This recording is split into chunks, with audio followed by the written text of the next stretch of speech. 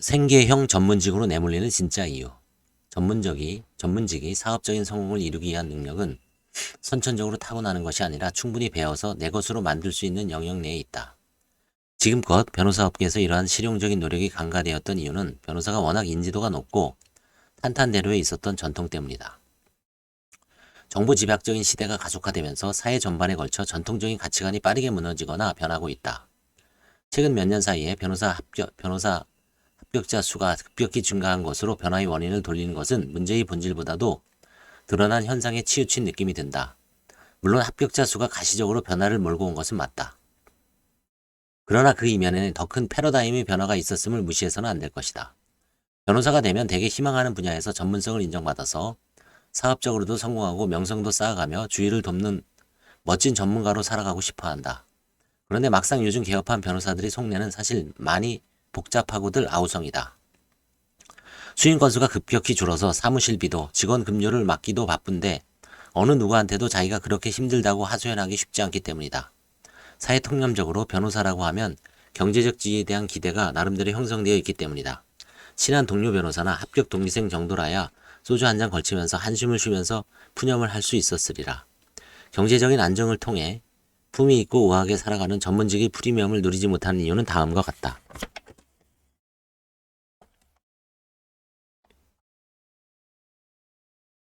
마케팅, 영업, 그걸 나보고 하라고? 수년간 치열한 공부를 하고 변호사가 된 입장에서 보자면 이런 말을 하는 것도 무리는 아니다. 마케팅이나 영업은 애초에 나와는 상관이 없는 영역이라고 여기는 것이 그간의 암묵적인 현상이었다. 그러나 아무리 법률에 정통하고 변론을 잘해도 수임을 하지 못하면 의미가 없는 것이 변호사와 같은 전문직의 태생적인 운명이고 모든 비즈니스에 다 적용되는 법칙이다. 치열한 경쟁을 얻고 얻은 자격증으로 우아한 전문직의 삶이 보장되지 못한다면 변호사라는 직업에 대한 개념부터 재조명해야 한다. 그리고 스스로 움직이는 작은 기업이라는 정체성을 갖는 것이 중요하다. 그러자면 조립, 가동, 생산, 판매, 유지, 보수 등의 프로세스를 지닌 시스템을 보유해야 하고 적절한 시스템이 갖춰지면 지속해서 가동되도록 해야 한다. 그 프로세스에서 마케팅과 영업은 절대 빠질 수 없는 영역인데 자체 개발을 하든지 외주를 주든지 꼭 살아 숨쉬는 시스템을 작동시켜야 한다. 진작부터 변호사에게는 투철한 기업가 마인드가 필요 조건이었다. 당신은 적어도 2년 전부터 그런 생각을 했어야 했다. 하지만 지금도 결코 늦은 것은 아니다. 애초에 사업개발 플랜 수립에 실패해서 단발성으로 또 지속적으로 하는 활동에도 계획이 필요하기 마련이다. 계획 없이 산발성으로 하는 사업개발 활동이 가시적인 성과를 내는 것은 무리가 있을 수밖에 없다.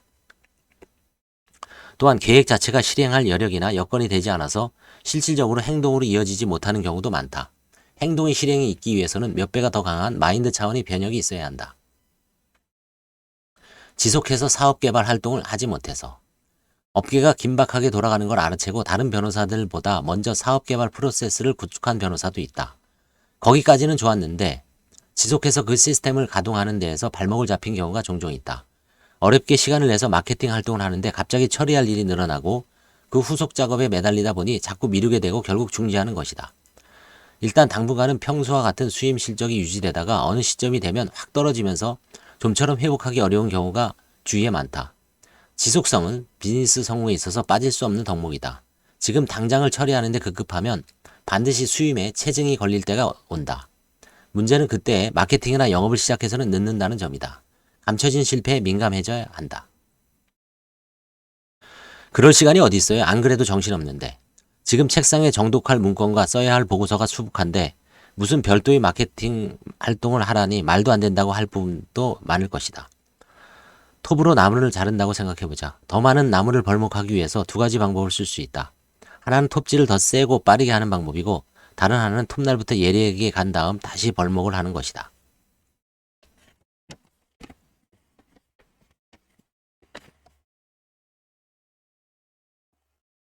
지금 바쁜 것은 일단은 미덕이다. 놀고 있지 않으니까. 하지만 잘 생각해보면 본인이 노동집약적인 전문가라는 사실을 발견할 시점이 있을 것이다.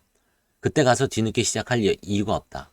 여기저기 자문해서 얻은 팁은 어느 변호사들에게도 있기 마련이다. 그래서 괜찮다 싶은 방법을 실행해 보는데 사실 마케팅 활동이란 것이 농사와도 같아서 씨를 뿌리고 잡초를 뽑고 알갱이가 여물 때까지 시간이 걸리는 법이다.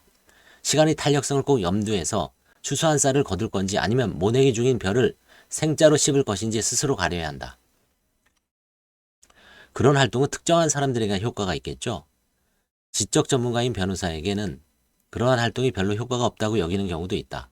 그런 활동은 사람도 많고 인적 인프라가 갖춰진 규모 있는 로펌이나 가능하지, 별세자나 개인 변호사에게는 적용할 여지도 많지 않고 아무튼 아니라고 본다는 것이다. 하지만 대형 로펌, 소형 로펌, 개인 변호사, 심지어 재택 변호사도 저마다 일장일단이 있다는 사실에 주목하자. 또한 규모별, 형편별로 적합한 사업 개발 요령이 있는 것도 사실이다. 난 초보 변호사로서 그런 활동을 하기엔 너무 어리고 경험이 없어요. 지금 많은 청년 변호사가 여기에 해당할 것이다. 연수원 출신 변호사들은 그래도 그간 노하우를 집약한 교육 시스템으로 2년간 실무 연수를 받아 실전에서 바로 법률 서비스를 진행하는데 큰 무리가 없는 반면, 로스쿨 출신 변호사들은 실무 수습 제도가 겉돌고 있고 법학을 전공하지 않은 경우가 많아서 개척하고자 하는 분야의 법률 실무를 수행할 때 준비가 덜 된 경우가 발생하고 있다. 어쨌든 변호사가 되고 나서도 몇 년 동안 개업 준비를 할 시간이 필요하다고 여기는 경향이 강한데, 그 기간에 버틸 수 있는 경제적 여력이 미비하다는 점이 결정적 고민이다.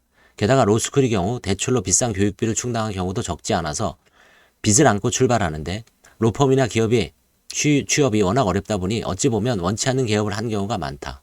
일단은 지인을 통해 수임을 받고 근근히 버티는 마당에 이런 활동에 대해 적극적인 의지를 갖기가 쉽지 않은 실정이다. 그래서 그동안 큰 효과를 본 방법이 좋은 멘토링을 받는 것이다.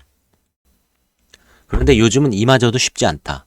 실무수습 연수 6개월의 기대를 걸고 가보면 막상 단순 반복 업무나 비법률적인 행정일을 하기도 하고 멘토의 역할을 해줘야 하는 선배 변호사마저 수임을 위해 돌아다니기 바쁘니 도제식으로 정교하게 실무를 익히기 힘들다.